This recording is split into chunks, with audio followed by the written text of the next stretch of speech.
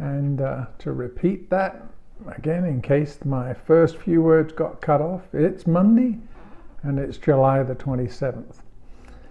Well, I'm here again just to talk to you for a few minutes. It was back in March that we started this, and I remember when I started, I said to my wife, I said, I think I'm just going to talk to everybody every day for a minute or two. She said, now be careful, because if you start, they're going to expect you're going to continue. And at the time I thought, well, who cares? It's 3 weeks, it's 4 weeks. But I don't know, after 4 or 5 months or whatever it's been, it's kind of crazy. I don't know how many of these little talks I've done. As you know, I don't really prepare for them a lot. It's just sort of a stream of consciousness. But anyway, I'm not complaining. I'm just telling you that it's good to be able to talk to you and to know that there are some of you out there listening. I know today it's been challenging for a couple of folks. We know of one friend who's got another friend who's really in serious condition. We know that one of our class has been in for a medical procedure today, and so I pray that the Lord is with them. I know He is, but I pray that they feel His peace, His confidence, and that they're relaxed knowing that they're in His hand. Well, for the last few days we were talking about the fruit of the Spirit. Galatians 5:22 says, but the fruit of the Spirit is love, joy, peace, long-suffering. And that's where we ended up last week. We ended up stopping there, and the next one is gentleness. So I think it's interesting. If you look up gentleness in any kind of Bible dictionary or something, oftentimes they tell you that gentleness and meekness are the same. Well, it's interesting because in the King James Version that we're reading of the fruit of the Spirit, it says love, joy, peace, long-suffering, gentleness, and we're going to get to goodness, faith, but then it says meekness. So meekness and gentleness can't be the same thing, right? And I've told you, I believe that these are all not separate fruit, but they're all attributes, if you like, of the fruit that should be present in our lives. Now, I don't know if trees have feelings. I know there's, what's that term, anthropomorphization or whatever it is, where you attribute human emotions and whatnot to dogs or cats or whatever. I don't know if trees have feelings. I remember a real good friend of mine. He had a situation going on in his life where he had had not a disagreement, but a couple had really done some things to him that were just unfair and were bad, if you like. And he was praying for forgiveness, praying that he would be able to forgive them. And as it happened, in his yard, he had a couple of palm trees that weren't doing well. And so what he did was he named those trees, and let's say the couple's name was Jack and Jill. He named one of those trees Jack and he named the other one Jill, and every morning he would get up and he would go and he'd pray for that couple. But as he prayed for Jack, he would put his hands on that tree, the tree he'd named Jack, and just bless it and ask God to prosper it and ask God.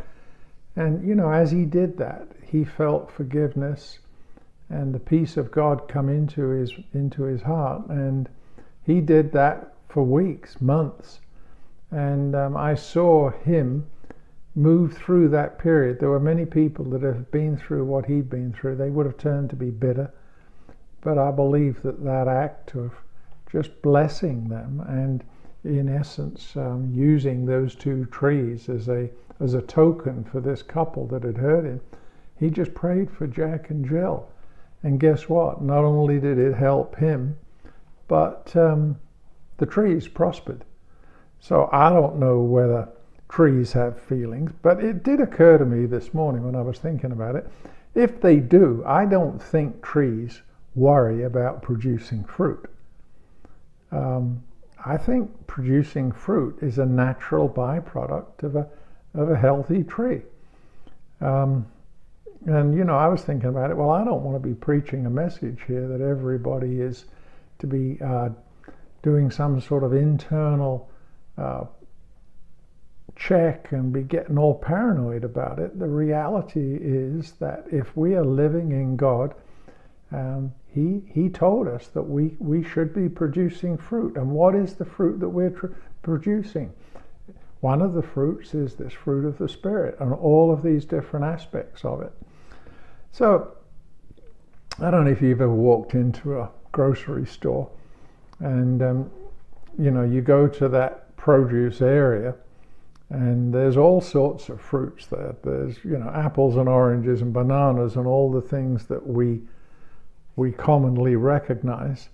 But then there are also some kind of weird fruits in there, right? There's some that, what is that, star fruit? It looks like it was extruded, made of wax or something. And then you don't see them very often, but I've seen that fruit called a durian. Have you seen those, or you heard of those? They're a fruit that are widely liked in the Far East, and I'm told that they absolutely have got an incredible stench. I think that if you've been brought up to like them, then that fruit's probably pretty nice. But if you haven't, then the fruit really smells bad. Now I've tried to sniff it a couple of times when I've seen it, but I did read that it's illegal to take one of those fruits on the mass transit system in Singapore because it is so bad that it can make people sick. And somebody said, well, the smell of it is like turpentine and onions mixed with gym sock. So I don't know what that must taste like. But I don't know what I'm telling you all that for, other than to say that when you look through the 9 things, there are some things that are readily identifiable, right? Love, joy, peace. But when you get to gentleness, you try describing gentleness for me. That's one of those things that's tough to describe, but you know it when you see it.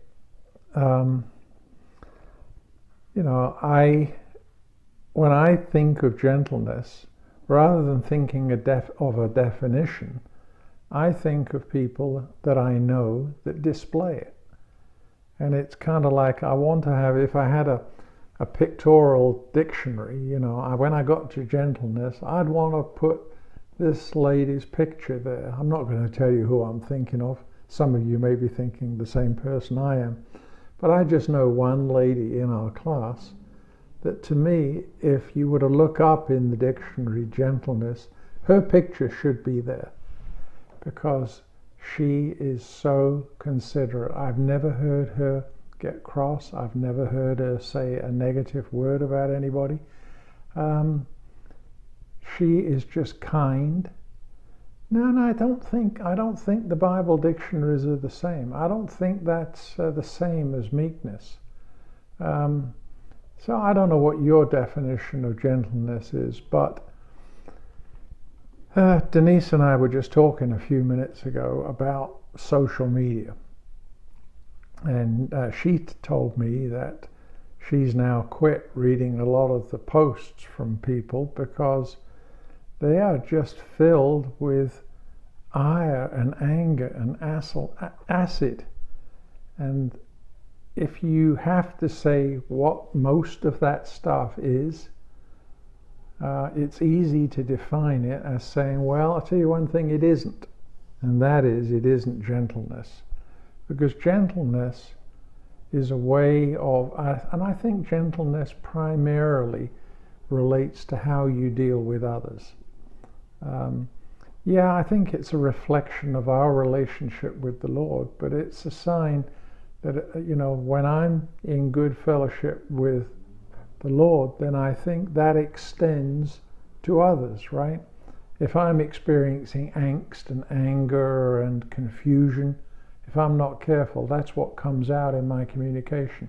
And I don't know what it is about Facebook and about Twitter and all these things, but gentleness is not something that comes through.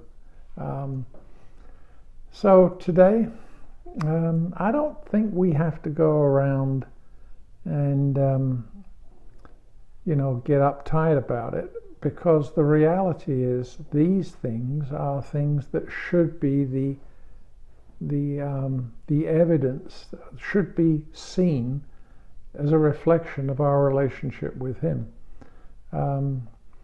I think there are some people who just think that they need to be pushing themselves, or they need to be uptight, and they need to be looking and making sure that. No, guess what? If we're trusting in Him, doesn't that allow us to be gentle to others? Because my trust is in Him. My trust is not in my ability to safeguard my turf and to make sure you don't say anything that I don't agree with. I think it's a pity, but the reality is that our society has just gone crazy today on some kind of disease of self-confidence and self-assertion. And I think as a culture, we have lost gentleness. So today, I'm praying that the Lord help me to be gentle. I have to come back. We'll talk later in the week about being meek. And I don't want to get there, because it would be easy for me to start segueing and telling you what I think about meekness. But I just want to be so confident in the provision of and the love of our Lord that I can be gentle. Why should I argue? Why should I compete? Why should I compete? Why should I be self-assertive? Now you say, well, I think we should. We've got a safeguard. Well, then let me ask you, what's your definition of gentleness? Is it only when you're dealing with people you love? Is it only dealing with, your sweet little granddaughter or your grandson? We had our grandsons over. I'll tell you what, they're growing up. It's easy to be sweet when you want to be sweet, but gentleness with others, I think, is a sign of internal strength and internal maturity. So that was the word of the day. And so I pray that with me you'll ask the Lord to help you develop gentleness. I'm not going to give you 3 points to becoming gentle, but I am going to relish and I'm going to savor when I'm around somebody that's gentle. How about you? I tell you, sometimes it's really tiring being around other people.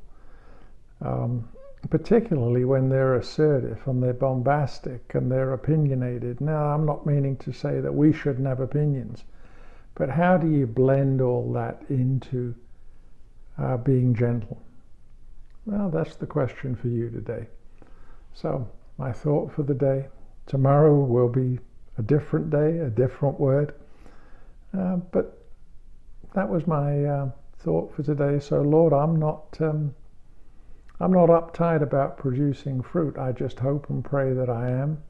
And I'm doing a little bit of fruit inspection to say, yeah, I'm doing all right with the apples and the pears, but I don't know about that fruit down there. That one down there is a little more problematic for me. How about for you? All right, sure, love you all. I'll be back tomorrow.